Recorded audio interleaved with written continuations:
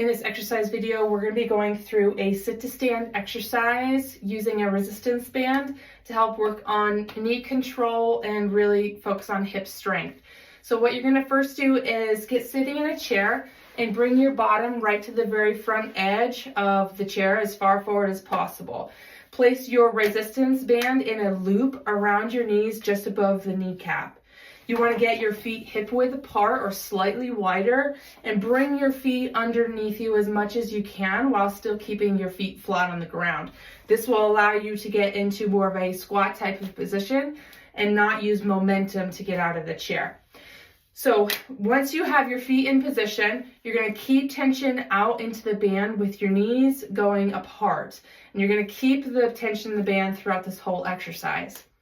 Once you have all this in place, get tall posture, core engaged, lean forward from the hips in a hip hinge, and keeping that core engaged and the tension into the band, you're going to bring yourself up into standing. Now the knees will lose a little bit of tension at the very top of this motion, but as soon as you start to go back down, your knees need to immediately go back out and slowly lower yourself down to the chair. And you're repeating just like that. Nice, slow, and controlled, especially on the descending motion back to the chair. Now you want to make sure you're putting equal weight through both legs and you're not favoring one side over the other, and you're really focusing on that spinal position and core engagement so the legs are doing all the work. Now you can make this a little easier by having a full sit between each repetition. So you can come up and come straight back down and really sit all the way back down before you come back up.